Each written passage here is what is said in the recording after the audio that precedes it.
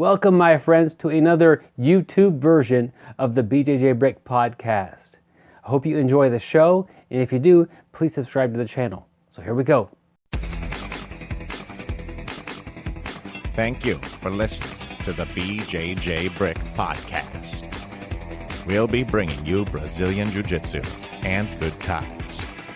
We hope to flatten your Jiu-Jitsu learning curve, help you get the most out of your grappling ability, and meet your goals both on and off the mat. Welcome back, my friends, to episode 150 of the BJJ Brick Podcast. My name is Byron. I'm here with my buddy Gary. We have been grappling like crazy. 150 episodes, Gary. We're still going strong. What's up, my friend? Well, you know, grappling with this podcasting, we started podcasting, we knew absolutely nothing. And, here we are 150 episodes later, which is closing in on 3 years. And I'm a very solid one-stripe white belt. So I'm getting up there. We have made, we knew nothing, and then we kind of tapered off and knew less for a little while. And then it slight incline in our knowledge. And then we're back down towards the bottom of not knowing much. We're actually doing an interesting show this week. Kind of like how we started the show. We're doing a topic that we're going to talk about amongst ourselves. And we should get pretty deep into something because we don't have to, you don't get to have a guest on this one, but just we're going to kind of flow on this and talk about bringing a friend to class. This is an important topic. I guarantee you'll do it eventually, and you want to do it correctly and give them the best possible exposure to jiu-jitsu that you can. And we hope to share some advice with you with that process, Gary. Yep. Hey, I'd like to have a little disclaimer here, since it's Byron and I doing this here this week. Yeah. The reason we're doing this show is it's not because we couldn't get a guest this week. I mean, we do have guests all the time wanting to be on the show. We just want to do a little bit of a different show. So we're not as big of losers as we are. We're just thought we'd do something different today. And, our goal is not to become world champions. Our goal is to get jiu-jitsu out to the masses, get more people trying jiu-jitsu and enjoying jiu-jitsu. And the easiest way to do that is to bring a friend to class. And so that's, we think is a very important topic. Yeah. I think this will be a great episode, Gary. Definitely. And then we'll be back to our normal interview style of shows, and then for a while anyway, we'll test it out. Give us your feedback if you like this type of show or not, but we'll try to do the last episode of the month will be an episode like this, a topic episode where we just kind of talk about something and have a good time amongst ourselves and dive a little deeper into one area. So we'll see how that goes. But good thing is we're keeping a lot of the show the same. We still are going to have a quote and an article and that sort of thing as well. So if you want to join our email list, what will happen is you will be on a list with other people that also like the podcast. And every week... Is that why we call it a list? Email list? That's true. It doesn't go to Santa Claus. Every week we'll send you out the show notes. So often we'll say, hey, if you want to check out the rest of the article or read the full article, check out the show notes. Or if you want to actually buy the audiobook, it's in the show notes. You can go to bjjbrick.com, or you can go to your inbox and check out the show notes, or maybe in the junk box. I don't know where it ends up on you. And there's a full show notes of everything that's going to happen during the show, and some little notes about what we talk about during the interview, that sort of thing. So, or not just interview, but the main topic this week anyway. But just a good way to stay in contact with us, good way to keep up with the show, and I'll have all the links ready to go. So if, a week or two goes by and you're like, what was that article? And then you go back and find your inbox. At least I don't delete stuff out of my inbox. I'm not good at that. So anyway, if you want to join the email list, go to our website or go to our Facebook page. There's a little place to put in your name and email address, and we'll get you right on there, my friends. Yep. And also check out Byron's audiobook, Your First Year in BJJ. I know we talk about it every week, but it's a great way to support the show. It's only $11.99. It's got some great reviews out there. And basically what it is Byron helping you through your first year of jiu-jitsu, which, is a very, very tough year. We talk about the white belt is where most people drop out. And we don't want people to drop out. We want you to flatten that learning curve out, as Byron says. We want you to learn more, to have more fun, and to guide you through, all the different, task and, pitfalls and everything you're going to go through that first year. So definitely check it out. It's 2.5 hours of content. Your first year in BJJ by the one and only Byron Jabara. Hey, I'm going to add this to the whole book. Whether you've bought the book or not, if you're in your first year, you're struggling with something, send us an email, bjjbrick@gmail.com. We'll do our best to help you out. So we really want you to get through that first year and have a good time doing it. So that means a lot to us. That if you need to reach out for some help or some advice, we'll be happy to give you what we can. Anyway, we don't know everything, but we'll try to help you out the best we can. Speaking of reaching out, some people have reached out to support us. Unbelievable. We have some Patreon supporters, people who have listened to the show and said, yeah, I'm going to pitch in $1 or $2, or maybe even a little bit more than that, and help the show. And if you support us for $3, we'll send you out a large, or our version of a large gi patch. Check it out on the video that's in the show notes, and you can see it there. If you support us for $1, we'll get you on our Facebook private group where you'll have input on a lot of our questions we could ask our future guests and that sort of thing, and a lot of our just kind of off, out of the public discussions we might have about the podcast or about logo designs or anything like that. A lot of that goes on there, kind of behind the scenes, but you'll be behind the scenes on that one, and you'll be able to help the show out, help mold the show, and support the show financially. So if you're interested in helping the podcast, that's a great way you could do it. Be a Patreon supporter. We'd like to thank Rob, Sean, Greggy, and Alexander, and of course our new one here, Superman. One of those people may not actually be on there, but as we get more supporters, we'll kind of rotate the list of people we give shout-outs to, but that's who we're giving shout-outs to this week. Thanks for the support, my friends. Byron, I just got an email. We got another supporter, somebody named George Clooney. So, hey, we got another one. So, kind of cool. All right. Well, thank you for the support on there and just kind of backing up the show. Yep, definitely thanks, Sean, Rob, Greggy, and Alexander. We appreciate it. Hey, Byron, I think we should get on with a quote. Last week, we had Brent Lillard from GovSmart on the show, and we've also talked about his article before, but he has a great quote. I like the quote that death is certain, life is not. I think it's important to realize that we're all lucky just to be here at all, but you should live life to the fullest. I think it's really important to not hold back. One of my philosophies, obviously I'm damaging my body a little bit with jiu-jitsu, but the way I see it is that I'm living and doing exactly what I want to do, and it feels good. And when I do die one day, I want to feel like I had worn myself out completely and fully, checked out what life is supposed to have to offer, before just kind of giving up and taking the easy route all the time. You know what I mean? Yeah, and also that same quote could be looked at with the way you treat other people that you work with. Everybody is in the same boat. Death is certain. Life is not. Tomorrow, today, an hour and a half from now, whenever, it could end for somebody. And treating people like teammates opposed to rival coworkers is a great way to treat people and to develop great relationships. Absolutely. Death is certain. Life is not. And, 100% true. We're all going to die. If you just look at the context, we're all going to live too. But really the way he's talking about it is, no matter what, we're going to die. But we can just go on just living our lives as normal. Or we can make something of it. We can enjoy ourselves. We can learn. We can, learn jiu-jitsu and become better at it. It's up to us to make our life better, to make our life more enjoyable, to really live life to the fullest. Yeah, and you can look at this as like an internal thing. Yeah, you're going to die someday. What do you want to do with your life? And also look at it external. The people you're around are also going to die someday. And, you get in a group of 30, 50 people, 100 people, some of them are going to die, and unfortunately, not that long away. I mean, people die. I'm trying to start bringing everybody down. People die regularly. I mean, that's a sad thing. People die at unexpected times. People get sick. It's terrible.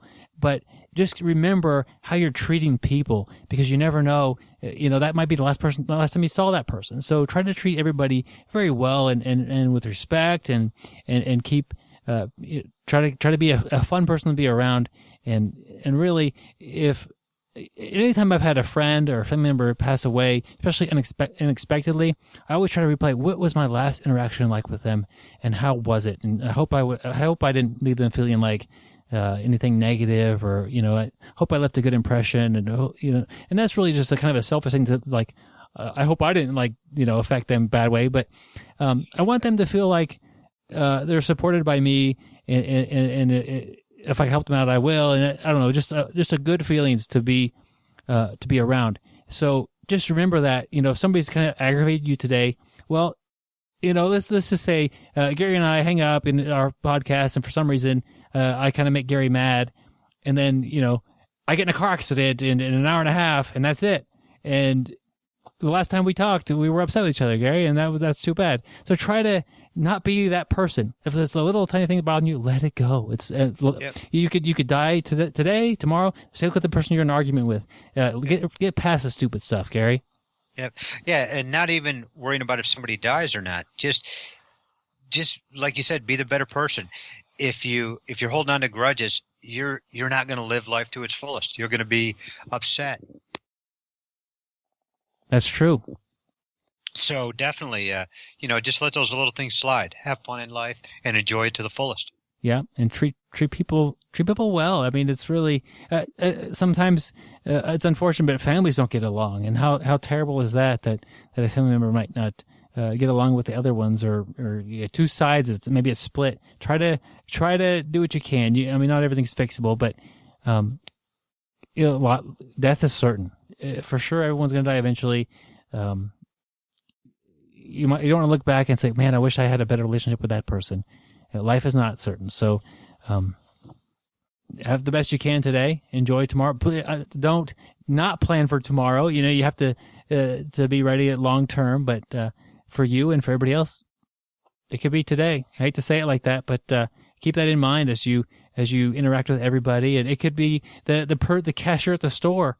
You could have a bad interaction with them, and they could mess something up, and you could yell at them, and that could be their last day on Earth. Or maybe you. Do you want your last interaction with somebody to be you yelling at somebody who rang up your order wrong? Don't do that. It's not worth it. Life is meant to be having fun. I think we're kind of diving deep into this quote, Gary, but it is a deep quote. And the podcast is usually not quite this deep. Usually we could at least tippy-toe, touch the bottom of the pool, but this thing is deep, Gary. Speaking of deep, we have definitely a deep article today also from Kane Prevost. We've had a couple of his articles on before. I know we've talked about him. This week we are talking about his article, How Do You Measure Progress? And we'll put a link to this article in the show notes so you can actually read it in person. Check out his page and Posture, Pressure, Possibilities, the Gentle Artist page. He's got some great articles on there. But this week it's How Do You Measure Progress? You think about that. It's tough to measure progress in jiu-jitsu. I mean, you can look at your belt, and that's one way, but we're always trying to get better, and a lot of times we're going against the same people all the time. We don't really see us getting better. So I don't know. It's a great article. It's a great, I guess not article, topic. It's a great topic. Yeah. Because how really do you measure it? He's written a great article giving some definite ways to help you measure your progress. And really, it's kind of important. At times, in my jiu-jitsu career, I really haven't cared about, my progress. I just want to go train, have fun, and work on something. But I really don't think about, am I getting better today? Was it better last week or better this week? Or how's it going? Am I getting worse? That oftentimes has not been on my mind. Sometimes it is. And it's hard to tell, especially when you're new, if you're getting any better. If you're in your first, few months of grappling and you're still training with the same people, here's the deal. They know everything you're trying to do before you're trying to do it. And they know how to prevent it. So it is very difficult to do actual jiu-jitsu onto somebody who is informed about jiu-jitsu. But eventually, a new person will walk in the door, and it will seem a little bit easier. And that's a little bit of progress. Like you mentioned before, your belt is a sign of progress. That's why people, I think, get so excited about getting an next belt. It's recognition by your instructor that you are getting better at jiu-jitsu. And they give you that belt, and it's like saying, hey, you're now able to hang with the belt at that level. You're at this skill level right now. I think that's why a lot of people get really excited, because you feel like you're getting better, but it's really hard to judge sometimes about how much better you're getting. Are you working on the right things? You get that belt promotion, and you really feel like, okay, I am getting better. This person with a lot of knowledge and a lot of skill in jiu-jitsu has seen me get better, and they recognize that. So they're coming from a place of authority. They give you that belt rank, and I think that's why a lot of people get actually pretty excited about getting that belt promotion, is because that they know they're getting better now. They could actually kind of feel it. Yep. Yeah. So belt promotion is definitely a great way. Number 2, enjoyment. And, I like Kane goes on to say, how is this how you measure? And he goes on to say, it depends on why you're training. And basically he's saying, if you're not enjoying it, your willpower alone will probably get you about 1 year of training. So to keep on to it, you better really be enjoying it. And he talks about when he's not at the gym, and I mean, he doesn't make his own living this way. When he's sitting at home or sitting at his job, and during his break times, he's thinking about jiu-jitsu, thinking about what to teach to his students. That's when he knows he's really enjoying it. So, you're measuring yourself by your enjoyment level. And for me, I'm kind of that way. That's what I'm really about, and that's kind of like what you were talking right there, Byron. You were talking about how sometimes you don't care if you're even learning anything, but you sure as heck want to be showing up if you don't enjoy it. So, enjoyment's another way he measures. And he's going a little bit even deeper into he's progressing as a coach as well, and he's enjoying that process. I mean, so there's multiple things that you could enjoy. You could enjoy just developing your own game for a while. But eventually, you're going to start helping out your teammates, and you could enjoy that. And that's when it gets fun. Yeah, and you could show a technique, and you could try to do your best. But after you show a technique to the 50th person, you'll be better at explaining why something moves that way. That's why you get these instructors who are so amazing at showing that technique and making it, it makes sense now that you said it that way, because they've taught a lot, and it's a skill like anything else, and you are developing in progressing in the skill of being able to demonstrate something or to be a coach. Another way, and I think this is what we all basically do, is you kind of look at who taps who. You come in and you get tapped by everybody, or you come in and you pretty much don't get tapped by very many of the blue belts, but all the purple belts get you a little bit here and there. And then as that changes over time, you can kind of see some progress. But this is tough because everybody is getting better together on a good team. And that's most teams, they do that. So you could be a blue belt, not really tap many of the blue belts. Let's say you got promoted the same day as 3 of your other blue belt buddies, and there's, some of the blue belts are pretty close to purple, so you really can't ever catch them very often. Stuff happens and people get caught, but none of the white belts give you much trouble, and before you know it, you're close to purple belt, and still the 3 guys you promoted with, you still can't tap that much because they're also getting better.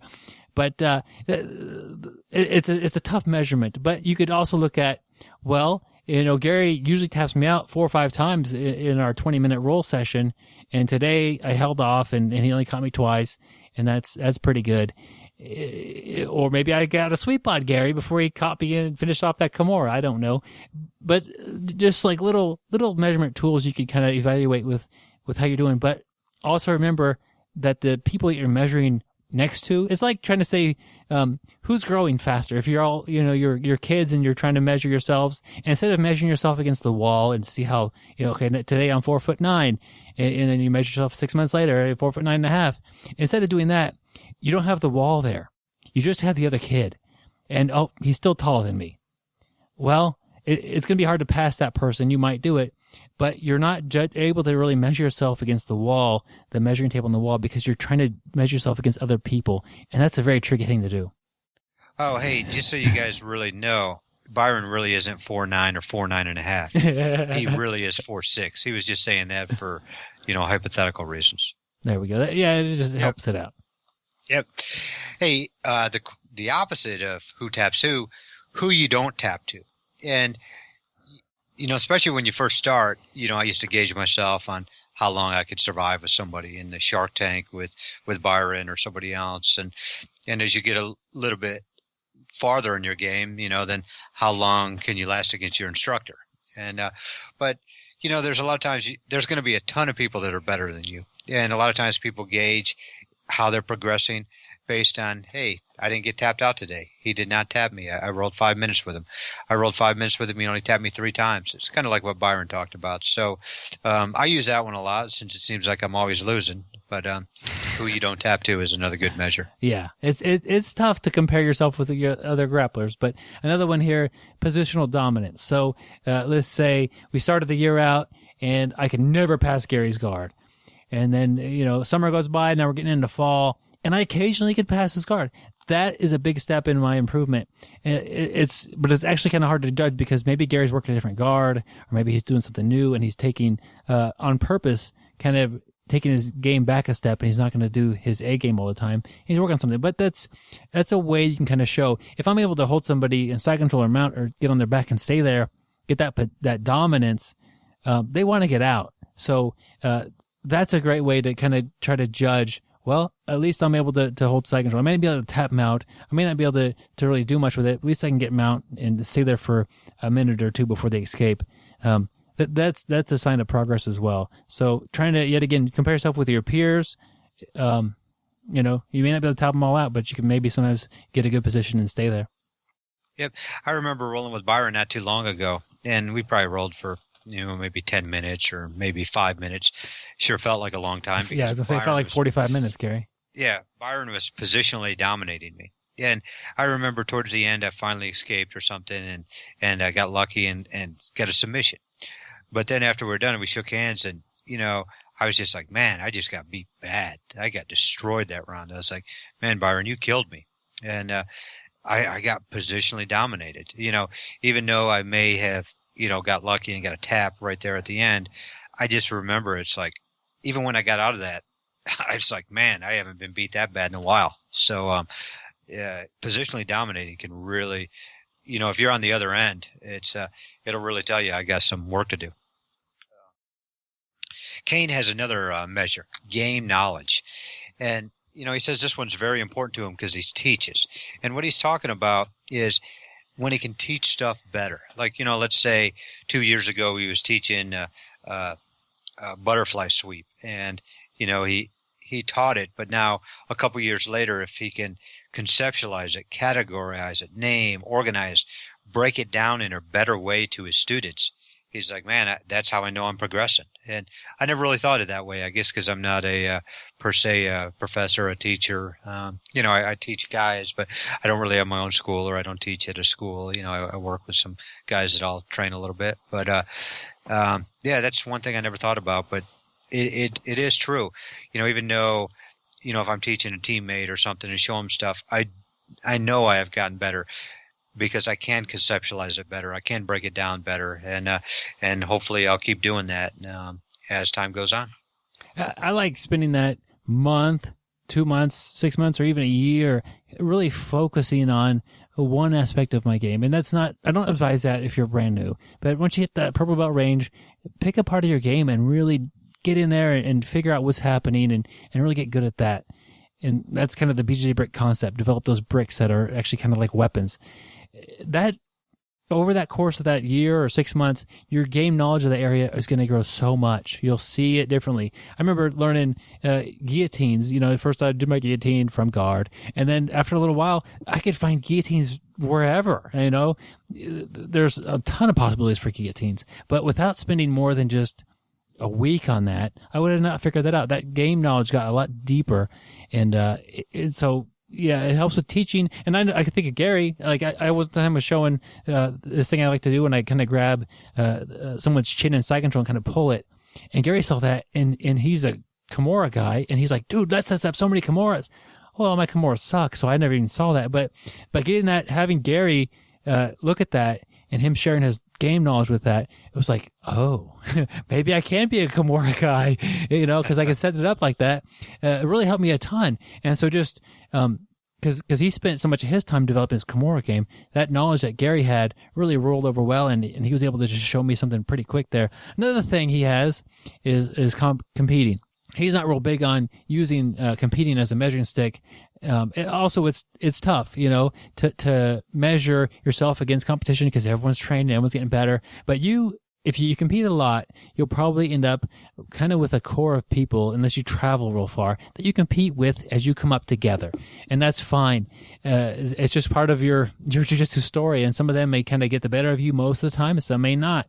And you might get the better of them most of the time. But it's also hard to measure yourself as a competitor. You might really try to look at things like, am I as nervous as I was last time? Did I perform as well? If you go out there and you perform very well but still lose, well, that's all you could have done. If you go out there and you feel like, well, my butterflies got the best of me, I really didn't do what I was trying to do, I didn't even get my game plan going, well, okay, that could be measured, that could be changed. You can go in and actually start your game plan next time. And so just the measuring you're competing, measuring how you're trying to perform, trying to see if that's actually working for you, and a lot of that's going to be mental. And then the final one he uses is overall package.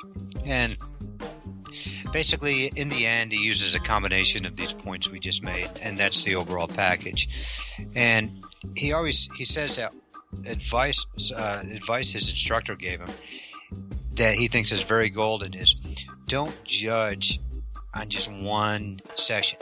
Think about times you go into the gym, you're not training very well, you just had a tough day at work, or you're cutting weight for a tournament, or just anything. You've had a bad day or anything, and that's not going to give you a good measure. And he also talks about it's got to be positive. The key is to make measurement a positive tool, not a negative one. I remember once I heard an instructor, you were just talking about competition, Byron, and I heard an instructor say, well, if any of my guys don't win a tournament, they're not working hard enough and this and that. And it made me think about, geez, I couldn't imagine, going to a tournament with this guy as your coach and you lose, about how bad you're going to get drilled. That's not going to be positive. That's negative. You're not going to be happy. So, you need to make sure that the measurement is going to be positive. It's going to keep you in the game. And, he talks about the enjoyment, and I know you brought that up earlier, Byron. He doesn't care who he taps to, or who he taps out. That's not important to Kane. For him, and each person is going to be different. Some people are going to care more about tapping people out, who they tap. Some people are going to care more about their belt, care more about their competition record. Everybody's going to be different. So if somebody cares more about belt or competition and you care more about enjoyment, don't let that discourage you. And like Kane says, for him, it's how much he enjoys jiu-jitsu. That's very important to us. And, he also likes positional dominance and overall understanding of the game. And he doesn't care about winning a competition. That doesn't matter as much to him. So definitely, you got to have the overall package. Look at all these different things. You may not be doing as great. Let's say your belt. Let's say you've been training for 2 years and you haven't really increased your belt, but I guarantee you your knowledge has went there, and hopefully your enjoyment has. So, it's a long process, but make it positive, and you're going to be a better grappler just from measuring yourself positively. There we go. It's something that was not often talked about. It's very hard to do. Often it's easier just to keep your nose to the grindstone, keep training hard, and trust that you're getting better. And really you are. It's hard to come in and do something on a regular basis and not get better at it. But it's often like, am I getting better? That little thought in the back of your head. So it's kind of a way to help you with that thought, and it's motivating. If you feel like you're getting better, of course you're going to keep coming in and keep getting better. So we'll put a link to that article in the show notes. Check out the website. There's tons of great articles on the website. So a lot of stuff there for you. Not just this one, obviously. And we didn't cover everything he mentioned exhaustively. So a lot more to go on that one. So if you're interested in measuring your success or measuring your development on the mat, check out the article. Gary, I don't know what to do now, because usually right before the interview, we'll play the little segment with the most interesting grappler, and the music comes on and it tells everybody, hey, the interview's next. But now I don't think we're going to do that because there's no interview time. But I do remember one of our most interesting grappler little lines that we said was when he invites a friend to show up to class, they actually go to class. Because how many times is it that you say, yeah, I'll be there, I'm going to be there too. You make a special effort to show up when your friend's there, be there at 6:30 or whatever time it is, and they don't show up. That happens all the time, it seems like. Yeah, it does. And even besides that, it's so hard to show up to that first class. Did you have somebody to bring you to your first class? No, I did not, Gary. I had to go all by my lonesome, Gary. Yeah, see, I was that same way, and I got to admit, I had kept telling myself I was going to go, and a week turned into next week, turned into the week after, and I finally braved it. I guarantee you, I would have hit that very first time I thought about going if I had a friend.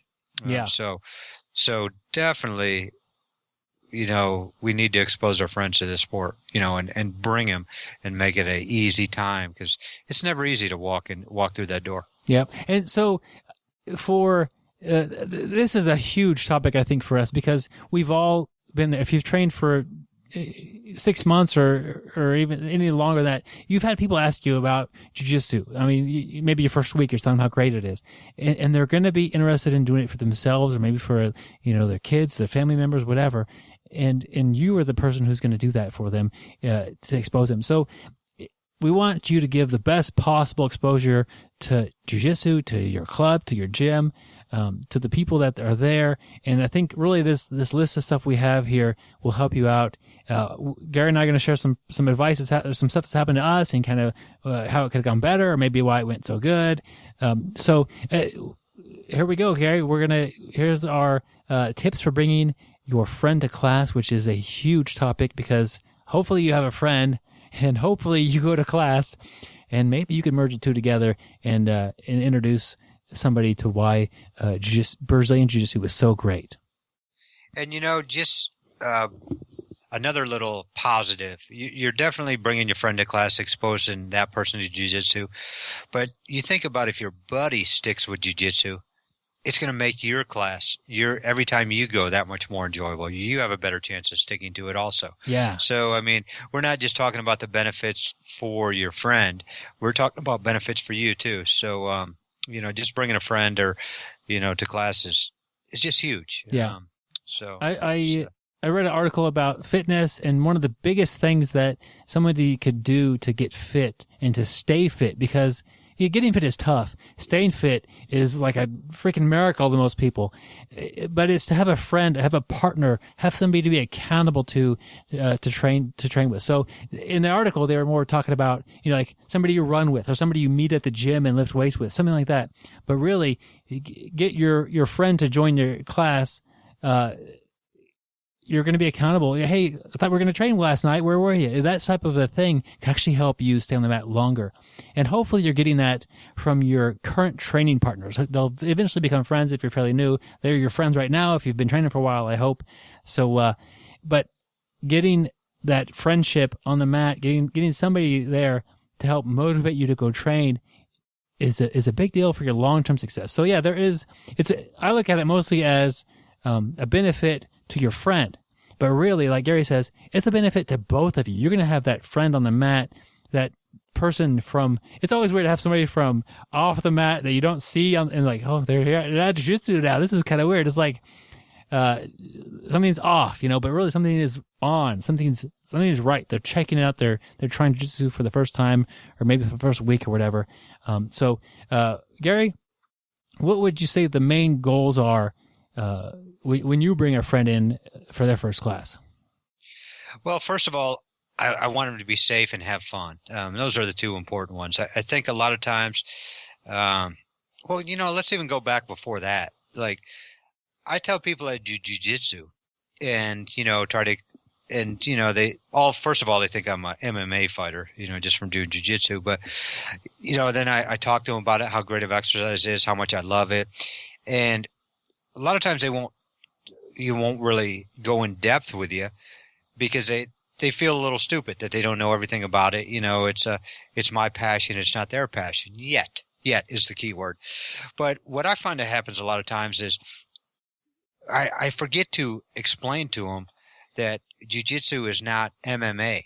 Like I see a lot of people, especially I'll talk to a lot of people at work, and I'm a banker, and we'll be talking about jiu-jitsu or whatever, but they automatically think that they're going to get punched in the face. And I know there's a lot of people who don't want to get punched in the face or kicked in the leg or kicked in the ribs. But they don't mind, trying to submit somebody or wrestling. And I think a lot of times I forget to tell that. And one guy I've now had training with me for probably 5-6 years, who worked with me, his name's Mike, and actually Byron and I trained with him this morning. I remember, I guess I didn't explain it too well to him. Mike really loved lifting. He looks like a bodybuilder. He's a really, really strong guy. And we'd talk about working out all the time. And we worked at different locations, but he would have to call me up for approvals. So we would talk on the phone and we'd start out talking about work, but then we'd always go to working out after that. And so I kept trying to get him to come up we used to train on a Saturday morning, an open mat, and I'd try to get him to come up and so I finally convinced him to come up. But, the crazy part is he told me this afterwards, is he thought he was coming up for kind of a CrossFit class. He had no clue that we were going to get on the mat and grapple. And so, he's now stuck with it, and he's a very good jiu-jitsu guy. But the crazy thing is I realized from that one that I guess, because I would talk to him about CrossFit.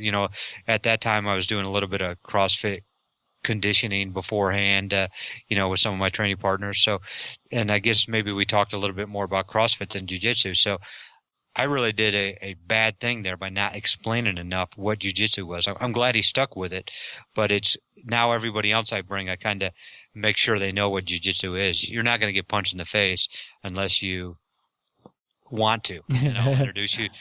Then I'll introduce you to an MMA school or some of my MMA friends who will take you under their wing. Yeah. So I think that's a very important thing, and something that I forgot on that time. It actually worked out good, but a lot of people still do not 100% know what jiu-jitsu is. Yeah. That's a great thing to bring up, Gary. I'm glad you mentioned that. It's the person when they may not even be interested at all, because I'm not doing that. I'm not going in there and fighting people in a cage, and that's not for me. I prefer to run or lift weights, whatever. But they want to know what you're doing. They're just interested in it. Just to people are interested in each other. Well, that's when you got to tell them, hey, you come check it out. It's fun. It's grappling. They'll be like, it looks like a lot like wrestling, but with submissions. And we train in a way that's very safe. We're very cognizant of the fact that we're doing some dangerous things, and we know that gray area very well, and we train with safety in mind. And if you want to come check it out, I'd be happy to bring you in and just kind of take that initial stress of, I'm going to start MMA tomorrow, and make it, I'm going to check out a jiu-jitsu class tomorrow and see what my friend does. Take it from that level to coming out and see what you do, and try to make it not a big deal. You're not going to get your face stomped in. You're not going to end up fighting Tito Ortiz or anything like that. You're going to have a good time, and tell him, we'll work out a time when we could both go together. I recommend that. If you're out of town, let's say you're gone on a trip for a while, and they want to come train, hey, send them the contact information. Say, hey, go have fun. But if you could be there, if there's any way, be there when your friend is there for the first class. I think that's a really important concept right there. Meet your friend somewhere, pick them up, or meet them in the parking lot. But if you tell your friend that we're training at 7, 7 at night, because definitely I'm not getting up at 7 a.m., but let's say 7 at night, make sure, and you're going to meet him in the parking lot, make sure you're there at quarter of. Make sure you're there before he gets there, or she. Don't show up at 7:05. So this guy's walking in late on his very first class. Think about you. Put yourself in those shoes. How would you like, to be treated that first day? Don't you want somebody there to hold your hand, to help you through, and who's there before you and is there early? I always try to, if I can, pick the person up. And but if not, I'll meet him somewhere, or I'll make sure I'll get there nice and early. But I think that's a great point you brought up there, Byron. Yeah. Make sure you're there on time. And once I get there, once we walk in. Another one. I know you kind of put this on our little cheat sheet here, but here's a good one too. Even if you're bringing the person in, tell your instructor, tell your professor, Tell your teacher that you're bringing this person in. That way, your instructor's, ready for it. Your instructor knows that person is going to be coming in. And let's just say you did mess up the cardinal rule that we just talked about, make sure you're there before your friend. Let's just say your friend walks in and, he's looking around and doesn't see anybody. If that instructor has a hint that somebody's coming, be like, hey, are you, Gary Hall, Byron Jabara's friend? It's just going to make you feel that much more comfortable as you walked in. And even if you did bring your friend in yourself, you got there beforehand or you picked him up, when that guy goes in and the instructor already knows, hey, Byron told me you're coming, glad to have you. We're welcome. We're glad you showed up. It's going to make you feel that much more comfortable and probably a better chance of sticking with it. And it helps that instructor kind of cheat a little bit with remembering their name. I'm not the best with names. I always try to remember people's names, but if I send my instructor or whoever's running the gym, hey, Bob's coming in today, and he's my friend from work or whatever, and I'm going to be there too, it already lets them know the name. So that's one shot they get. Okay, Bob. The guy's name's Bob. Okay, I can maybe remember Bob. Kind of a pretty common name. I should be able to get that. And then, so when they meet him, he's, how am I with Bob? Oh, he must be Byron's friend. Great. And then later on, when he says, doing good, Bob, that kind of helps out that relationship between the coach and the student there. Just that little bit, just giving that coach, even they might even realize you did it, like the name of the person could really help that person feel welcomed into that gym. You know what I was just thinking about? Especially if, let's say I was an instructor and you told me you're bringing in a new student, Bob. And let's just say I have a big whiteboard or something where people, write moves on or talking about the next tournament coming up or little news. I was just thinking that if I was an instructor and you told me that Bob's coming in, I think I would go over there and say, hey, welcome to so-and-so jiu-jitsu school, Bob. Welcome Bob Johnson to so-and-so jiu-jitsu school. I just think that might be pretty cool. You imagine you're the new student, you walk in and you see your name right there. Somebody, besides everybody else being nice to you, but just your name on the board saying, hey, welcome to the school. Yeah. And then that's a great point, Gary. But everybody on the mats that night has a pretty good chance of being able to look at the board and say, okay, his name is Bob Johnson. Yeah. And so everybody can know your name the first day. Nobody's going to forget your name. Yeah. That's a great idea, Gary. Yeah. Yep. And the other thing I like to do is when somebody tells me their name, let's say they say, hey, I'm Byron Jabara, I'll always repeat it. Hey, Byron Jabara, I'm Gary Hall. Sounds kind of weird, but it kind of helps me remember that name because I'm really bad with names. So I always try to repeat their name real quick. That's a good point, Gary. And I know it's getting so it's really, we're just talking about meeting somebody on the mat, but knowing somebody's name is a big deal. And what I do, repeat it back. And then if I know somebody with that name, let's say I met somebody today named Gary. Okay. I happen to know a Gary and he's talking to me right now. But if I met a new guy named Gary, I would picture my friend Gary Hall, punching the guy in the face or triangle choking the person or just quick little image to kind of stick those two people together. And then I'll be way more likely to remember that guy's name's Gary. Yeah, or if I could rhyme their name with something, I'll do that as well. But definitely, if you already know somebody with the same name, put them together. Maybe just act like they were good friends or some sort of a mental picture makes name remembering way easier. Yep. And another great point is I kind of glossed over. I kind of skipped a spot, since we're talking about names. But so let's say I picked my buddy up at his house or his apartment and drove him to the school. We go into the school. I'm going to introduce him to the instructor, which hopefully I already told the instructor he's coming. But I'm also going to introduce him to everybody there. I'm the guy who's been at that school. I know people, and boy, if you come into a school and I'm introducing you to everybody there, it's just that much easier to make friends. It's that much easier. Hey, this is my buddy John. It's his first day training. Hey, if you get out there in the mat with him, please teach him and be nice to him. He's a great guy. And, that goes a long way versus somebody just walking into a school. And even if you just walk into school, most people are going to be very, very nice to you. But I do think it helps with that personal, warm handoff. I'm introducing you to people and kind of, hey, this is my buddy. Please be very nice to him.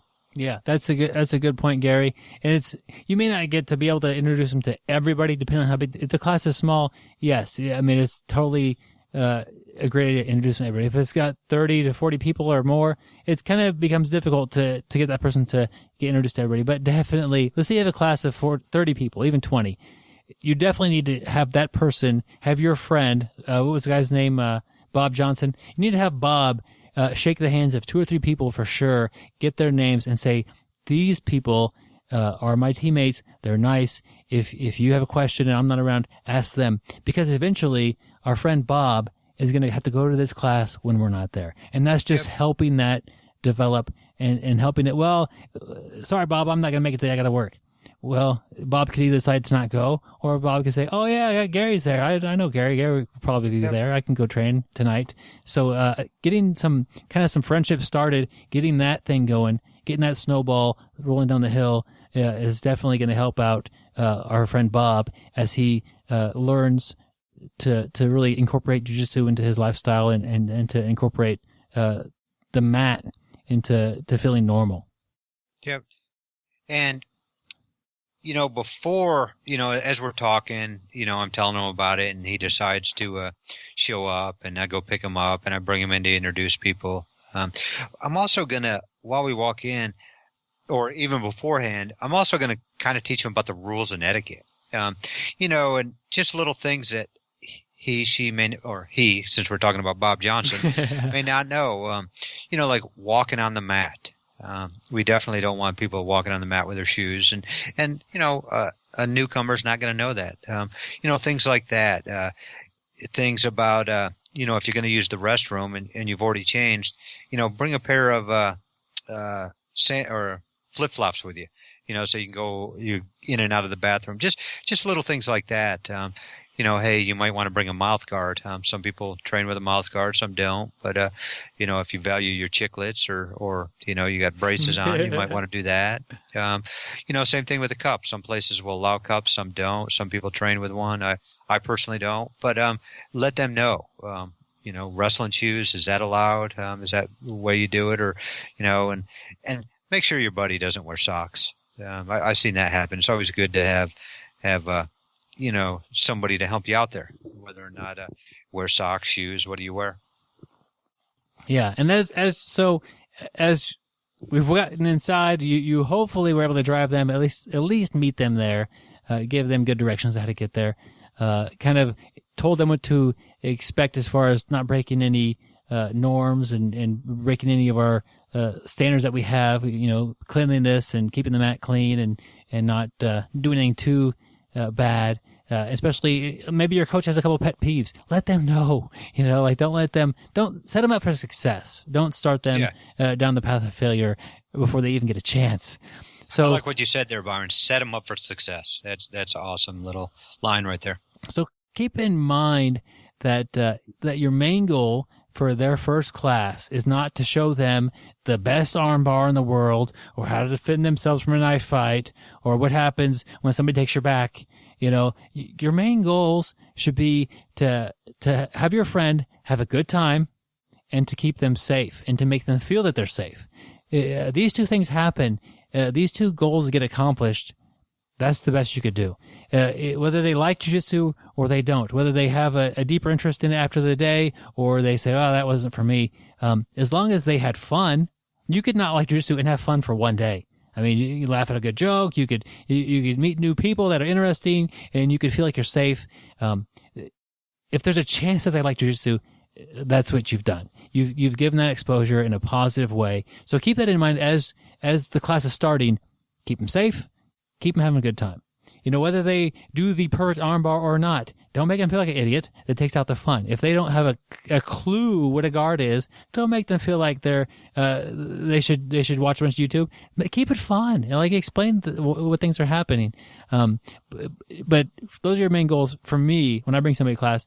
Keep them safe. Keep them fun. I definitely don't want to have somebody come in, check out jiu-jitsu, and end up getting busted up and hurt.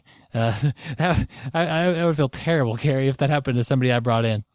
Yeah, definitely. And I like what you said about keep it fun. I know we talked about encouraging. So this is the time when you're training with them or you're watching them, drill. you're not correcting them on everything. You just encourage them, say, hey, good job, keep doing it, have fun. So we're not here to, nitpick everything. We want them to be safe and have fun. So definitely encourage them. Yeah, and you need to be having fun too. Like, I could tell, it's like if you go to a party and everyone's kind of like, not having a good time and kind of blah, we're here, but we got to be here for another hour and we'll be done. But if everyone's having fun, you'll have fun too. So you make that contagious. It kind of reminds me of the movie Revenge of the Nerds, where the Tri-Lambs invite the national chapter to their party, and everybody's sitting around, and the national chapter guys are not having fun at all. But then all of a sudden they break out the ukulele and the polka, whatever they use that thing in polka music, and they just start having fun. They start playing music, and everybody has fun. So we want to make sure that they have fun. Yeah, having fun is contagious. I mean, if you're around people who are having fun, you should also kind of click into that gear and get up to that speed as well. Yep. And you talk about keeping them safe, and a lot of gyms do have people that train a little bit harder. Some people who just like to go 100%. It doesn't matter if you're new. They're gonna cross face a new guy. They're gonna put a ton of shoulder pressure on. They're gonna yank the arms, and it's happened. I mean, a lot of gyms have somebody like that. And so, I know you said earlier you're kind of the ambassador of jiu-jitsu. So you also need to, be the police officer and watch out. You need to set your buddy up for success. Set him up, set Bob up with good roles. Make sure he's going to be with guys who are going to treat him with respect and courtesy, guys that are going to encourage him, guys that are going to teach him, guys that aren't going to go out there and fold his teeth back and, dislocate his elbow. So, I know we could go on and on about if that person should even be in classes, if he's good or bad influence, but everybody knows somebody like that. So I have friends all the time that come for first time, and I'll say, hey, watch out for that guy. And I will even tell my friends, especially like if I take them to an open mat or something, it's like, hey, I'll set up all your matches for you. I'll set up who you roll with. And the way I do it is kind of like what we were talking about, a handoff again. Hey, Byron, this is my buddy, Bob Johnson. Hey, Bob, this is his first day. He's never wrestled. He's never done jiu-jitsu. He's brand new. Hey, could you, show him some stuff, just flow roll with him, I'll always say, or slow roll, and I just think, and rarely will it, actually it's never happened. I just never had anybody turn that down. I'm a training partner. I'm a friend. Like Byron said earlier, once you start training, you get some really deep friends and deep and close friends. And if I ask you to do something, normally you're going to do it. Yeah. And, that's what friends do. So they're going to take care of my friend because there's a good chance that's going to be their friend in the future too. Yeah. And really, Gary's explaining that more than, so when Gary brings somebody new in, he goes, hey, Byron, will you roll this with my friend here? That's all he says. He knows, but I mean, to cover your bases, you might need to tell your friend that. I can do that with Byron. Yeah, he knows I'm not going to beat him up. He knows that we're going to either go over some stuff or maybe just kind of just get some mat time and kind of wrestle around and work on positions and answer some questions that pop up.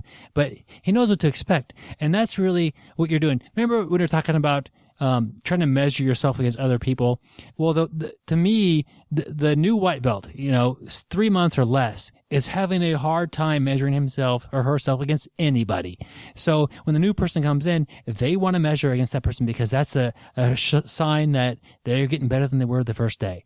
And so that's oftentimes one of the worst people to pair them up with is another brand new person because one person still has that desire to tap somebody out, that desire to show themselves that they're getting better. The other person has no idea what's coming at them. So a lot of times you end up getting, you end up matching your friend up with the purple belts, the brown belts, the blue belts, and black belts, because they know they could do it, but it's really more about personality. Yeah, there are plenty of brown belts that will just smash somebody. That's not the person to match them up with. Match them up with the blue belt, who's a very friendly person, who's going to make sure that they have fun during their first roll.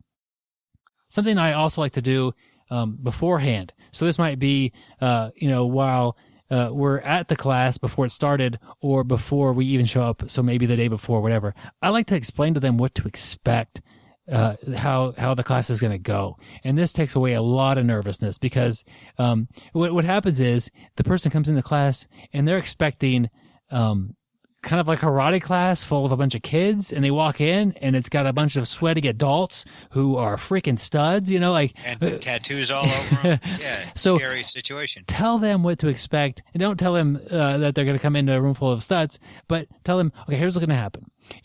Since you're coming in on a Thursday, there'll probably be between 30 to 40 people there. We're going to get there a little bit early. There's kind of a social thing. I'll introduce you to some friends of mine that I like to get you to know. Then we're going to, so this is how it's done at Fox Fitness. So I'm just going to kind of walk you through that. Then we'll line up. We'll line up in belt ranks. So when that comes that time to line up, you're going to go line up with the other people who are pretty new, and I'll point you to that direction. And then we'll listen to the opening little talk of the day, kind of what's going to happen today and what's going on with the gym.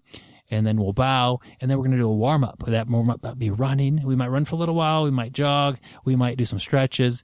And then we'll probably do some stuff down the mat, some kind of gymnastic style of a warm-up to help us get our bodies loose and help us do some movements that are common on the mat. After that, we'll probably get a drink. We've probably been there for 20 minutes or so of warm-up time. And then we're going to learn some techniques. So this is when I'm going to come find you. I'm going to partner up with you. And I don't know what techniques we're going to learn today or tomorrow, whatever day we're going to be there. But I don't know, Bob, I don't know what kind of techniques we're going to do, but we're going to kind of go over these and we're going to learn something. And so this is, and sometimes I tell them this, sometimes I don't. But like, rarely is the first class somebody goes to a good first class. Like, we'll be learning counter to some sweep. They don't even know the sweep to start with. But take it with a grain of salt. You're here to learn the class, and we're going to learn the technique. And I'm going to partner up with you. So that's not going to be nervous. We'll do the technique for probably about 20 minutes or so. We'll do some adjustments to that technique and kind of learn a little bit more about that. After that, we've been there for almost an hour. We're going to start to roll. You might want to watch the first round. I'll be happy to roll with you. And your gym may or may not allow that, but basically at where I'm training, they let me roll with people I bring in for their first day because they know that they're going to have fun during the process on the mat. But your instructor might say, hey, it's your first night, sit back and watch. And then, so tell them that. And that's fine too, because they get to see that it's not a death match. If people are having fun and people are rolling, make sure they don't roll on top of anybody else and that sort of thing. But so then we'll roll. I'll roll with you and you kind of do the techniques we learned today. And if you have an idea of something else, try that. That's great. I'll give you a little bit of tips and we'll have fun. We'll roll for about 5 minutes. Timer will go off and we'll switch partners. And if you want to take a break, that's fine. Or if you want to roll with somebody else, I'll be happy to show you somebody else to roll with and keep you with people who are going to make sure it's fun.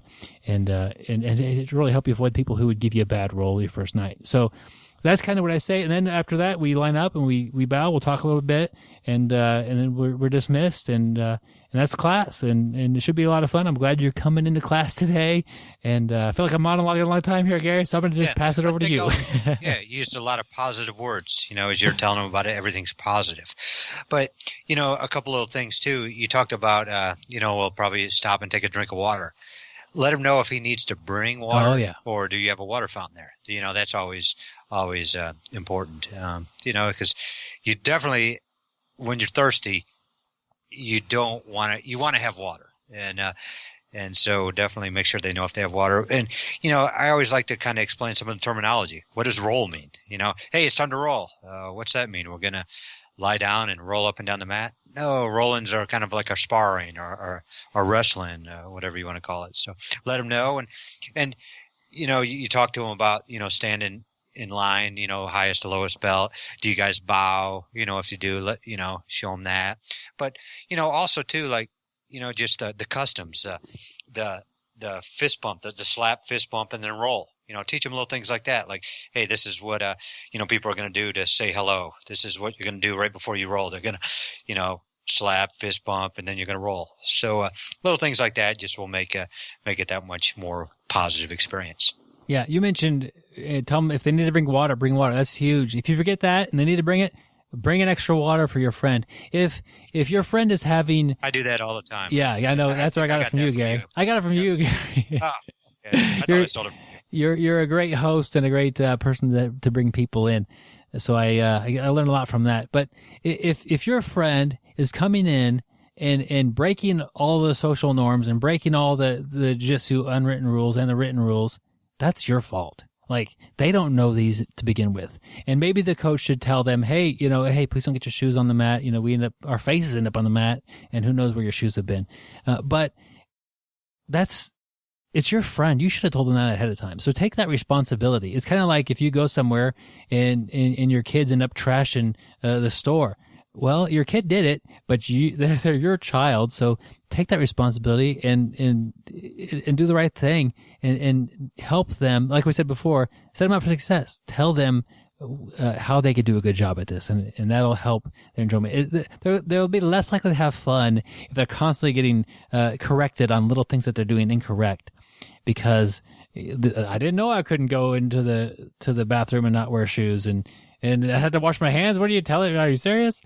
Hopefully, you don't have to tell your friend to wash their hands, but. Yeah, tell him about clipping his nails. Yeah. Stuff like that. Hey, put some deodorant on if you're coming straight from work. So, you never know. I mean, those things. Nobody wants to be the stinky guy. And you could, that could get rid of the stinky guy before they even start. So you could say, hey, jiu-jitsu is very close personal contact. Everybody there is kind of neat freaks when it comes to hygiene. So if you have time to grab a quick shower before you get on the mat, great. If you don't, add some deodorant. Definitely, you should have showered today. So if you shower at night, maybe you should shower first thing in the morning before you head to work if you're going to work. But people in jiu-jitsu want you to be clean because they're going to know if you're not. Where here at work, we all kind of deal with you stinking. But I always give my friends coupons to get a pedicure before they come. I tell them to do that. No, I'm actually just kidding about that part. But, and then after your training's over, you're all done. You went home for the night or, for the day, depending on what time you train. Any good advice for the next day, Byron? Well, I remember, so you mentioned if you could pick him up and give him a ride, do that. And I remember driving my cousin Matthew. He was interested in jiu-jitsu for quite a while when he was training. And it was before he was even old enough to drive. I would pick him up, take him to class, and it was great because he would always have a question going in the class, and we'd talk about it or whatever. We'd go work out, and then coming home, he would always have new questions, and we'd have stuff to talk about. And really, it's about sometimes anyway, it's about like getting something off your mind. Like, I got tapped in the tightest freaking guillotine. I don't understand what happened. Okay.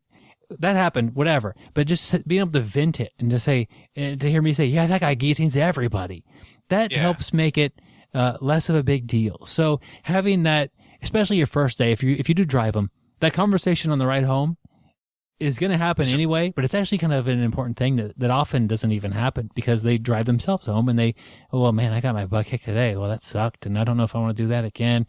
But opposed to if you're in the car with them, like, that guy kicks my butt too sometimes, and that conversation helps them get it out, and that's an important process for recovering from your first day on the mats, especially if it doesn't go that well.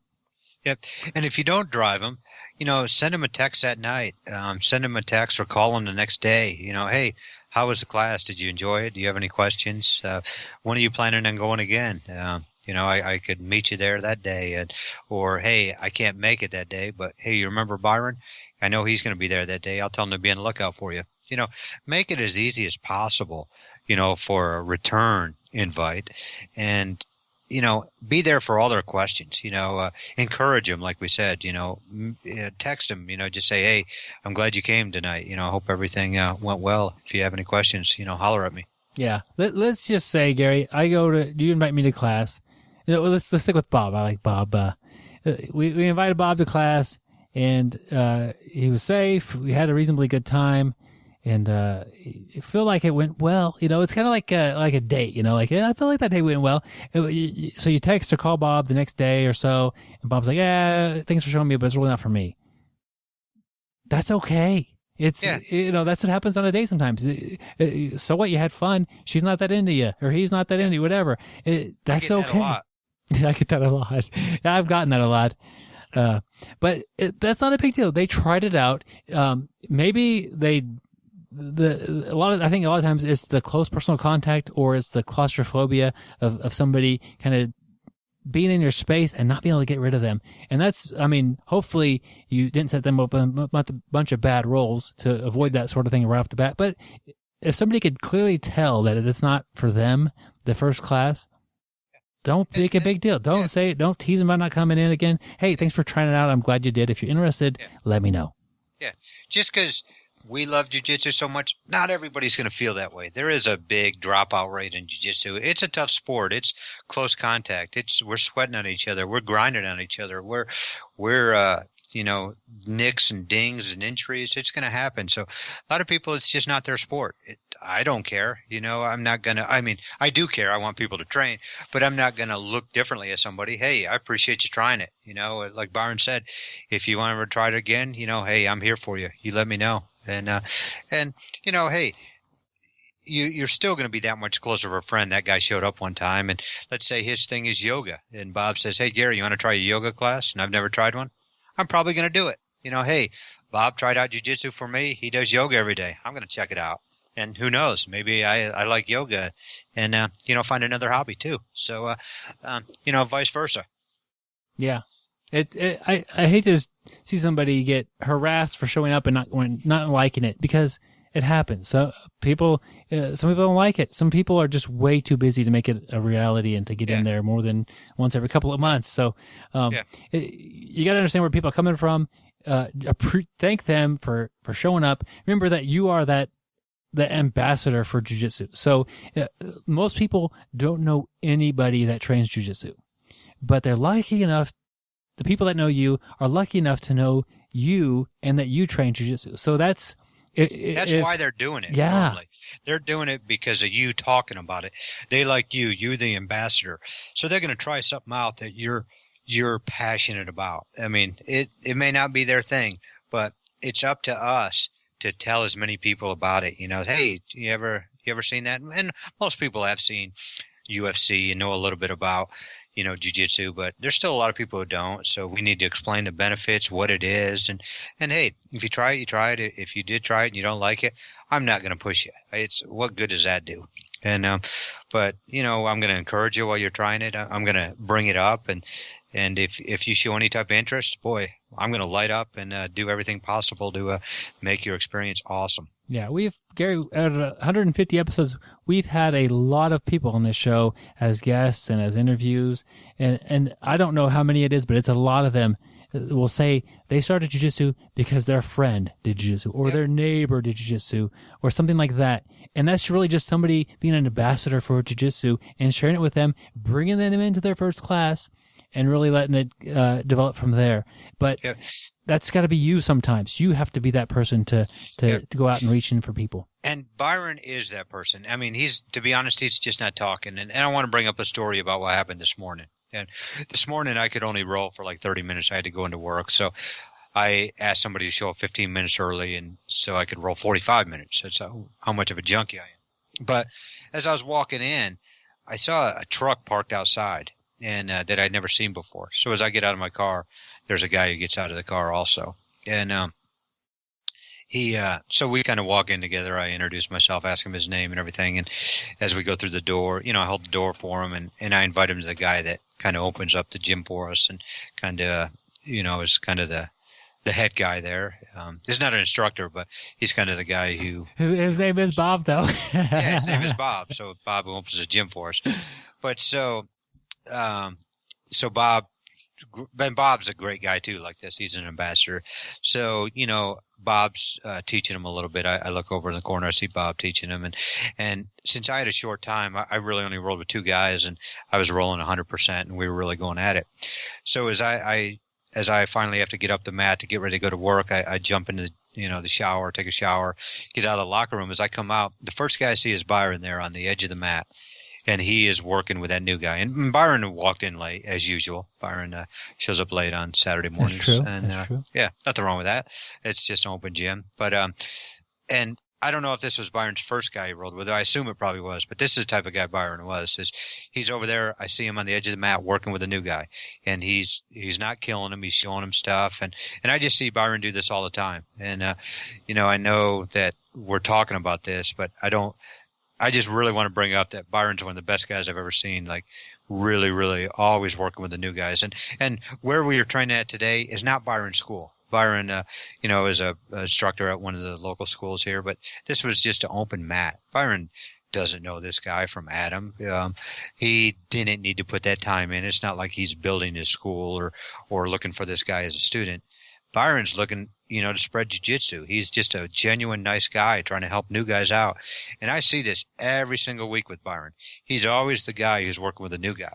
And, I guarantee there's a lot of people here in Wichita, Kansas that say, hey, I started jiu-jitsu. I was very afraid to start jiu-jitsu. And man, I just remember that first day I walked in the gym that I walked in, I didn't know anybody because this guy came in with nobody.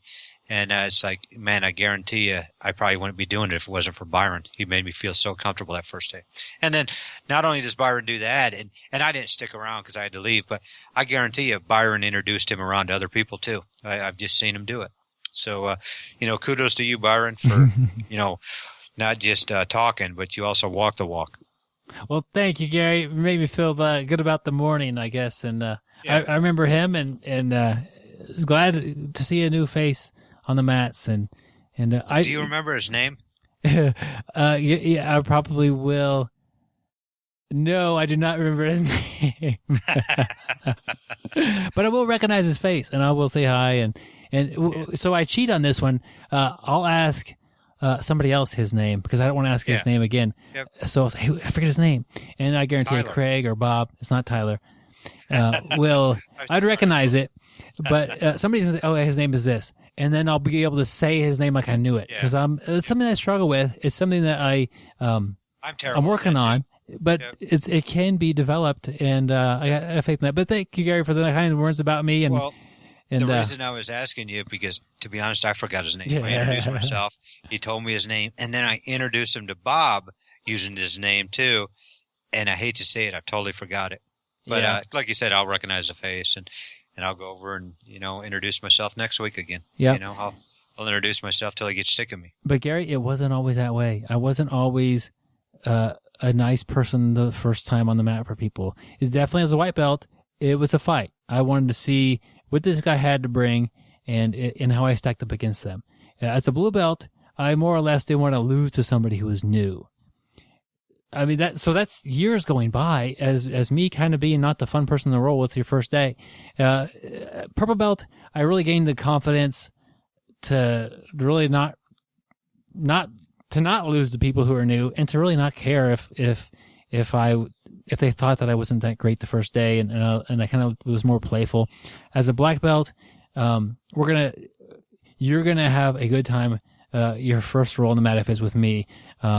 Positional changes, unless I'll say this, Gary, unless I feel like you're trying to kill me and you might have the tools to do it. If you come in, you're 6'5" and 280 pounds. That's 110 pounds more than me, give or take. Byron's only 4'6", if you remember. But okay, I'm gonna take that person. I'm not gonna play around so much. I'll probably hop on their back and maintain control. But even then, I'm not gonna try to just flat out smash them. But my own safety is a big deal for me as well. But other than that person who comes in but not if you're a big guy and you're nice and you're friendly, I'll play with you. I'll roll. We'll have a good time. But if I feel like you're trying to really test me out and to try to see if you could beat me up today, I'm not going to play that game. I still won't play that game. I'll use the jiu-jitsu I've developed, hopefully, to stay safe and to have a good time in that for myself, at least. But other than that, as I've gotten better, I really have been able to make that first roll for people an enjoyable experience. And that's one thing that you should work on as well as you get better at jiu-jitsu. I wish I was a nicer blue belt, but I really didn't want to lose to anybody who was new. And I really, to be honest, I probably didn't have the ability to escape every time I got in a bad spot when I was new, so I played pretty hard. Yeah. And I think that's common, Gary. I got a kind of funny story like that because I was actually the opposite. I would let the new guys beat me up, and I actually, I remember one time I heard somebody on the sideline telling his buddy, he's like, yeah, I tapped that guy out 4 times, and he's been, he's a blue belt or something. And I was like, oh boy, that kind of backfired. But my funny story is, I used to always go through our call center in our bank, and there was a bunch of ladies that worked there, and I got to know them really good. And one of them knew I do jiu-jitsu, and she said her boyfriend's kind of interested. So I kind of I was like, hey, yeah, tell him to come on and, I'll teach him a little bit and, introduce him around. And so finally he actually trained, which, most of the time you hear that nobody ever trains, but he showed up and, I just remember, went really easy on him and, let him use the moves, while we were actually live rolling. I let him use the moves and tap me out and stuff. And I remember coming back into work and I walked through the call center the next day and a couple of that girl and a couple of her friends were kind of laughing. And I was like, hey, what's so funny? And she's like, yeah, my boyfriend said he rolled with you, trained with you. I probably didn't say roll because I probably didn't know that terminology, but trained with you. And he said he tapped you out about 4 or 5 times. And I'm just like laughing inside, and I was like, it's kind of like, they all thought I was horrible and this and that. And, her boyfriend's next Tito Ortiz. And so I just let it go in one ear out the other. And, it's like, hey, man, he's definitely, hopefully he keeps showing up and everything. Tell him to keep on coming. But, as time went on, as he got skill level, I'd turn it up a little bit more and more and more. So I think probably, a couple of years down the road, he's like, oh, man, I can't believe I really thought I was beating him that day. Yeah. But, I just wanted him to have fun and keep at it. That's part of that. I'll just never forget. Those guys were all laughing at me, just thinking I'm some chump who's never trained before. And they got that from him. I mean, that's the only place they would have got it. But that's from Gary having so small of an ego that he doesn't care if people that don't roll think he's not that good at jiu-jitsu. So he let that go. It's not a big deal. The guy still continued to train and learn, oh, Gary's actually pretty freaking good at this because of that. Did Gary come in and maybe roll a little hard next time? Maybe. But there's no maybe about it. It did happen. But it's something that Gary does all. It is funny to watch somebody. Gary will teach a Kimura to somebody the first day, and then they freaking land it on Gary. They're like, "Oh, this is awesome! I'm good at jiu-jitsu all the time."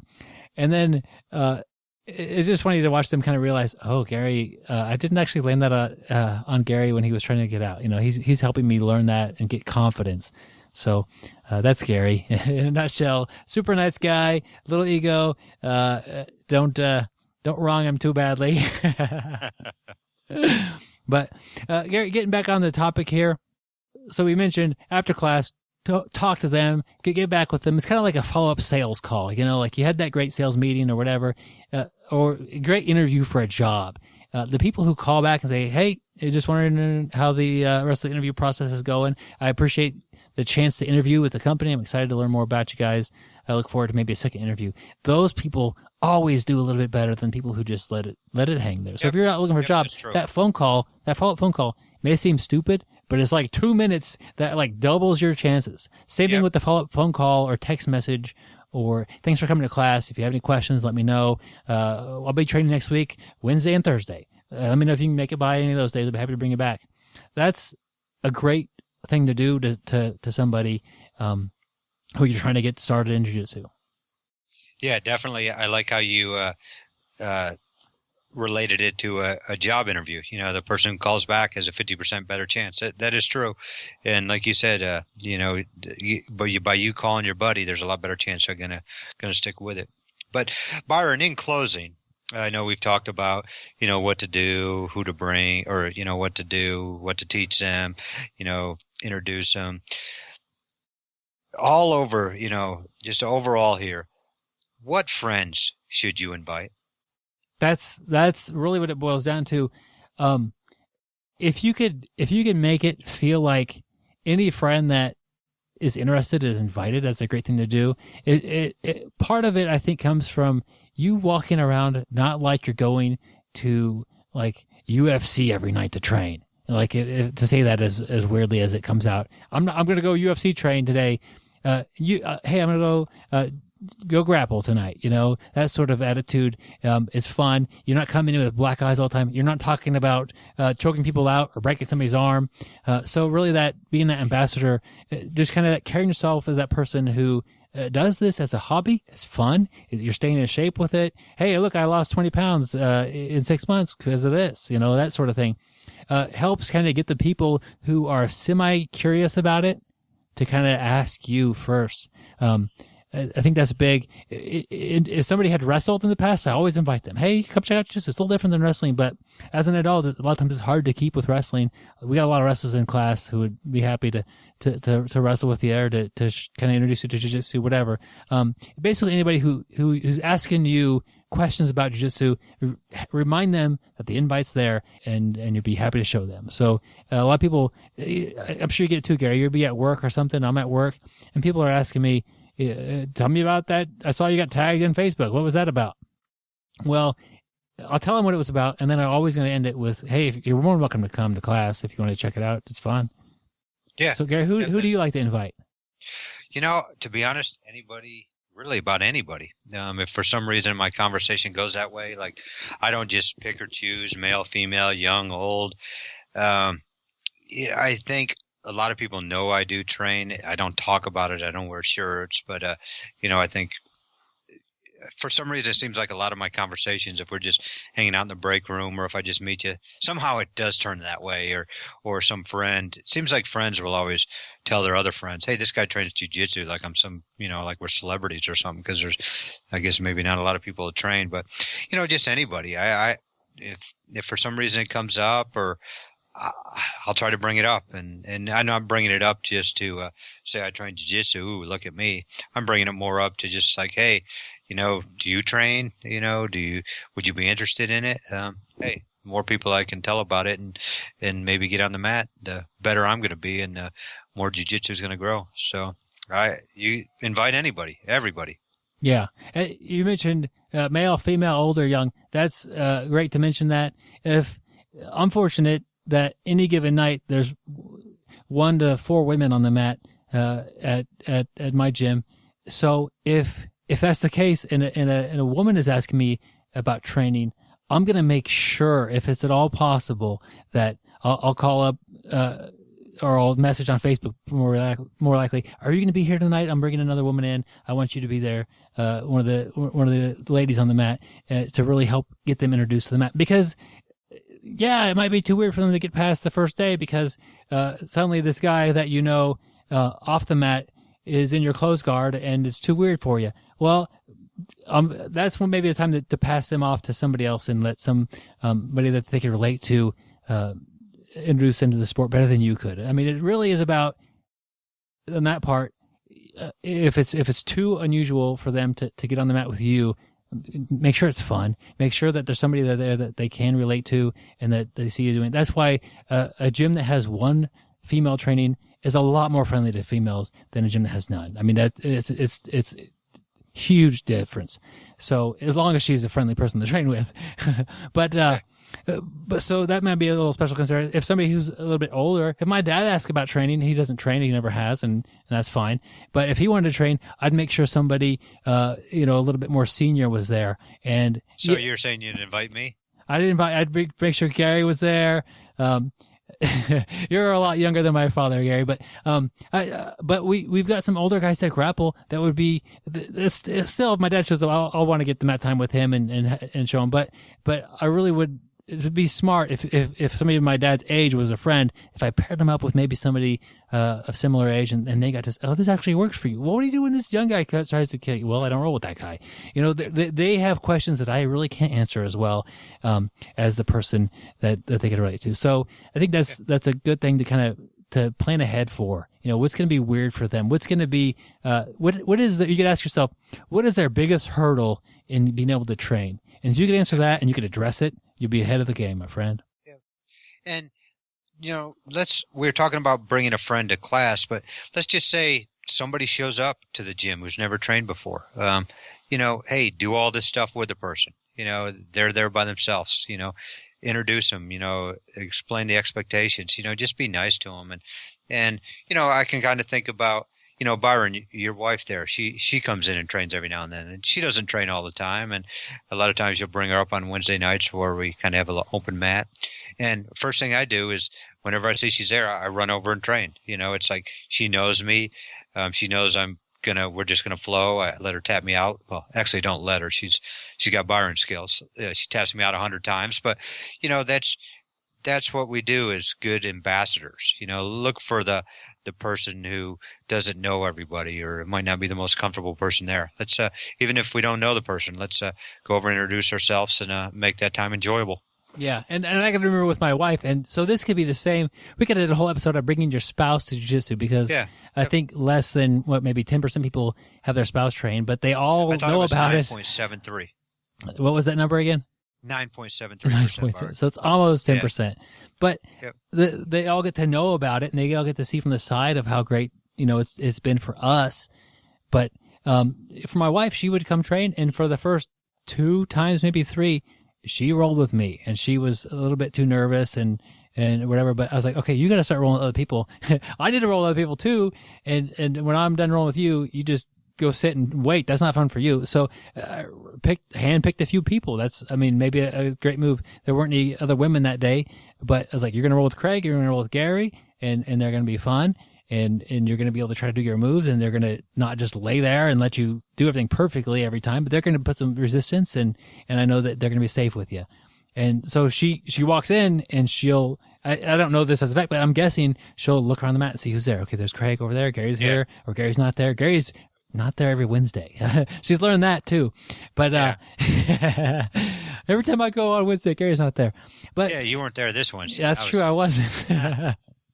But it's just maybe that would be a whole other topic, is bringing your spouse in to train. But neither one of us have had super success with that. But they're exposed to it, and if my wife wants to get really good at jiu-jitsu or to take it up a level, it's definitely available for her. But she likes other avenues of fitness as well. So, but anyway, maybe I need more advice on that than giving advice, Gary. But It's similar category, bringing your spouse, but a little bit different. But definitely, if imagine, Gary, if I can get her to be as comfortable training when I'm not there as when I'm there, and maybe there's probably a point where it's better when I'm not there. But she would go on days I couldn't be there, and so a day I'm at work. Imagine getting a call that my wife went to jiu-jitsu on a day that I was at work. I would be like amazed, like that is so awesome, and that's not because of jiu-jitsu. That's because of the people at the class. The people. Yep. Yeah. Make it They like made her feel that. comfortable. Yeah, be those people who make people want to come train. Be that person, Gary. we try. Be that team. Be that group of people. Yep. And in summary here. Oh boy. This is going to be towards the end of it here, Gary. No. Hey, since we just had this nice talk here about bringing a friend, let's all try to do it here in the next couple of weeks. Let's all try to find a friend, not a new friend. Well, it could be a new friend. Let's all try to find a friend to bring the class here within the next month. Let's all just be proactive and see if we can grab somebody. And if you do, send us a message about it, and we could talk about it on show. It's be a positive experience, or who knows, maybe it's a negative experience, and we could talk about it and learn a way to do something different. So let's all try within the next month to bring somebody new to class. Maybe it'll be the next Matt Tales of how badly it went, but following our advice exactly, and it went so terrible. Can't believe it, Gary. Another little side note here, as you try to bring a friend or two to class, I recommend one at a time. There's a lot going on, and it really does the person justice if they get your attention. And so let's say this week you invite 3 people, and they're all showing up on Thursday. Whoops. So you kind of got your hands full. You're going to need definitely your team to help you out on that. But really, maybe one week invite one person and let them, if they come in, great. If not, next week try to bring somebody else. Just see, I made the mistake. Don't overload. Once, like at my school, there's a gang, and they wanted me to join. Yeah. Just because I'm good with the bow staff. Oh yeah. So I tried to invite the whole gang once, and it was just too many people. Too much So going on. don't do that. Yeah, and you ran out of cookies. No, there was nothing, no refreshments, Gary. I mean, you had enough punch, but the gang ran out of cookies, and nobody was having a good time without cookies. You gotta have cookies. But that's a great idea, Gary. This month, this week, maybe on break you're at work right now and you're headed to the water cooler to get that nice cool glass of water. And cookies. You want to mention jiu-jitsu to somebody and cookies, and let them know if sometimes people are kind of oblivious to the fact that they don't care about something. So if I mention I got to work out tonight, going to jiu-jitsu, and nothing happens from there. And like they talk about their night. That's great. If they say, "Oh, what is this jiu-jitsu to talk about?" Okay, that person should get a soft invite. Yeah, you should come sometime. Maybe not tonight if you're free tonight. Yeah, that's great. But send those feelers out. Let people know that you're trained. Let them know that there's open invite. If they ask a couple of questions about it, like they seem mildly curious, don't talk to them about jiu-jitsu for 30 minutes when they haven't asked you one question about it. Kind of awkward and rude, Gary. Yeah, definitely. But I would really like to thank our guest this week, Bob Johnson, for being our fictional character. So thank you, Bob. We appreciate you spending time and dropping knowledge to our listeners. Yep, and being a great example as somebody who we could bring into class, Bob.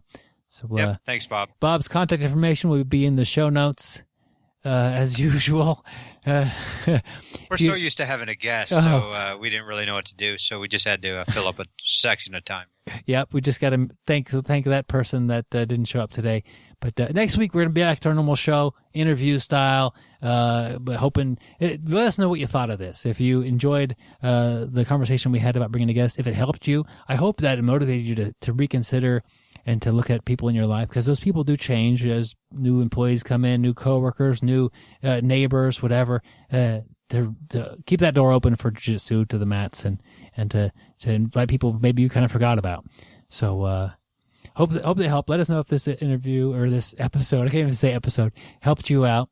We'd appreciate that. The best way would be bjjbrick@gmail.com or message us on our Facebook page. Those are two easy ways to get a hold of us.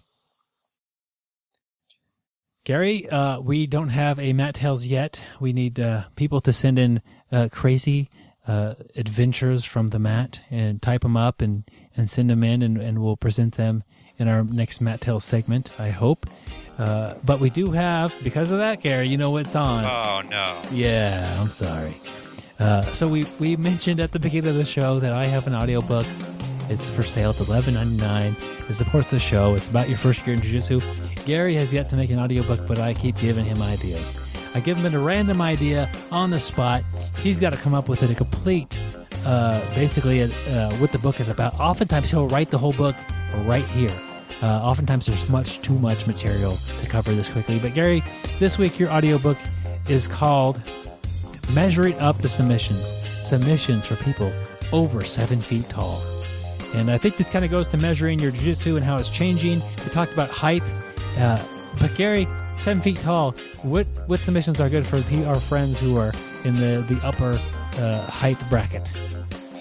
Well, I'm glad you brought this one up, because this is my specialty. I mean, I myself am only 5'11". Okay.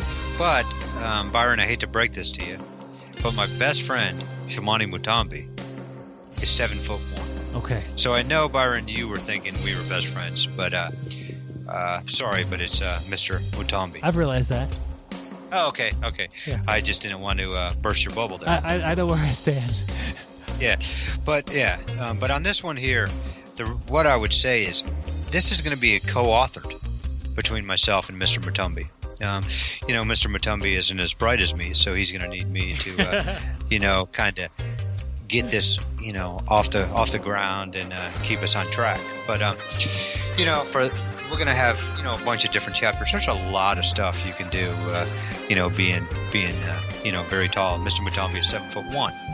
And, the first chapter, we're probably going to go into the most devastating move when you're that. I look at it this way. Why start with the small stuff? People always say don't sweat the small stuff. I say let's go. If we're not living large, we're not in charge. That's what I like to always say. That's what you always say. That's true. Yeah. So we're going to start off with a helicopter spin.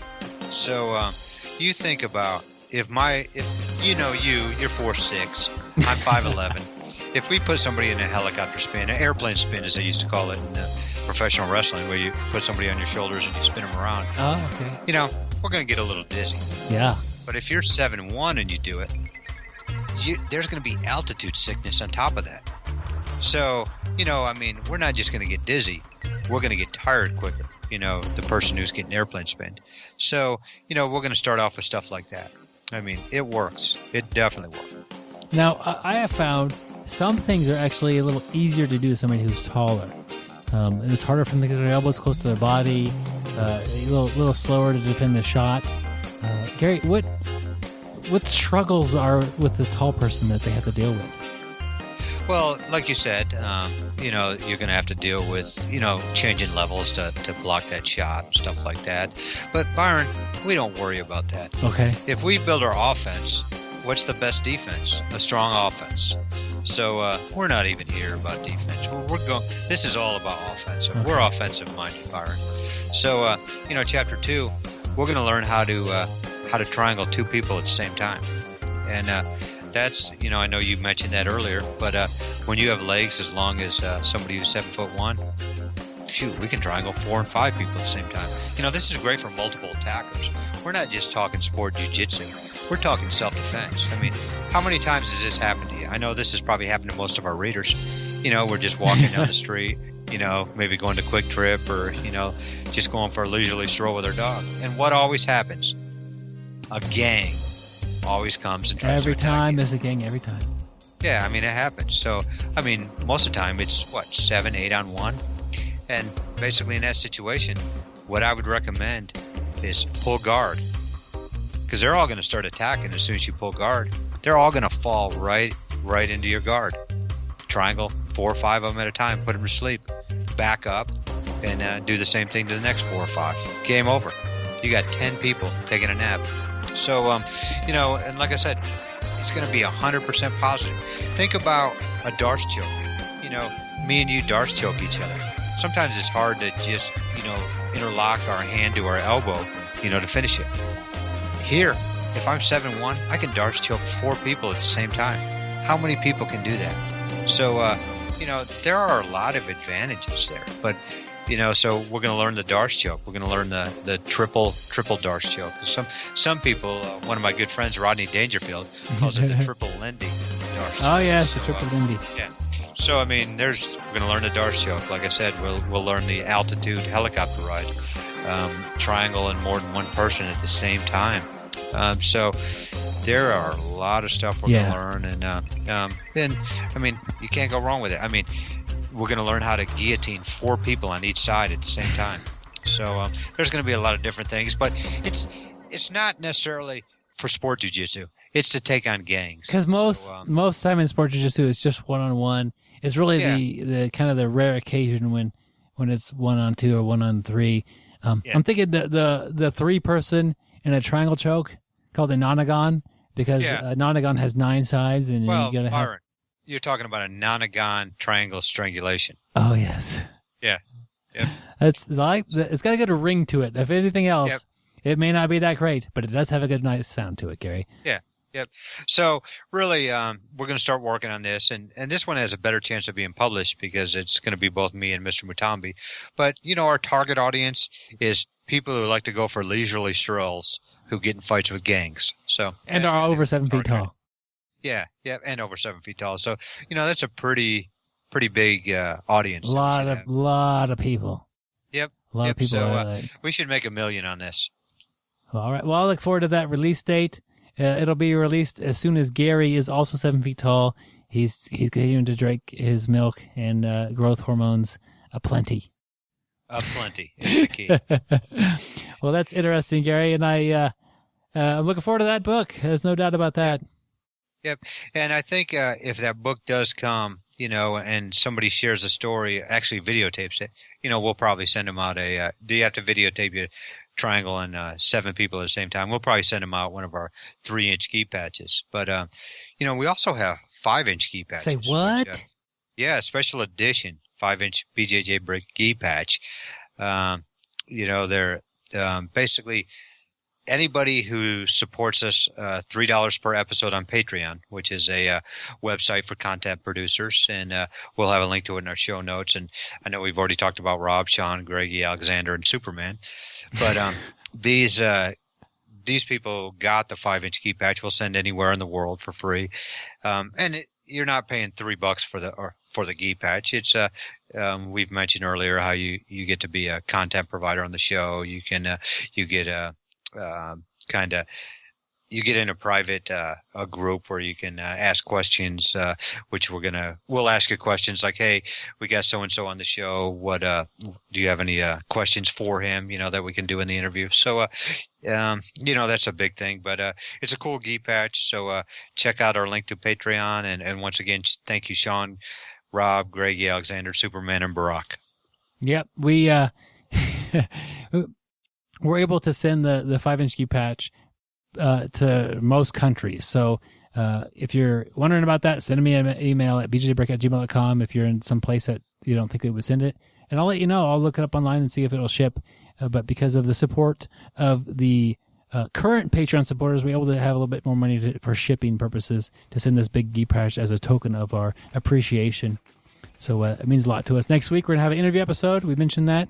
I want you to tell a friend about this podcast if you enjoyed it or any of our previous episodes. Much like you're going to bring a friend into the class, if you have a friend that already trains or is interested in training, let them know about the show. It's a great way to learn more about jiu-jitsu. Great way to kind of maybe stay motivated to train every week, is to listen to the show and remember why we're out there doing what we do. So share it with your friends, my friend. Yep, and we'd also like to bring a friend to train. So if you happen to be coming through Wichita, Kansas, mid-America here, and would like to train, hey, send us a message, and we'd definitely love to train with you, and we'll meet you somewhere, we'll pick you up, we'll train together, we'll have fun. So definitely send us a message, bjjbrick@gmail.com, or hit us up on our Facebook page. Yep, we are not a cab or a Uber driver, but I'm not surprised. Gary's picked up somebody at the airport once before and brought them to their hotel. So he's that type of a guy, super nice guy, and we'll make sure if we're able to train with you, we'll make sure that you have a good time. So that's part of our goal of bringing our friends into town that we know from our podcasting. So definitely a good time. We'll catch you guys next week. As always, stay sweaty, my friends. And don't forget to shower. All right. Thank you for listening. I hope you find the time today to roll. After all, the best way to get better at Brazilian Jiu-Jitsu is to do Brazilian Jiu-Jitsu.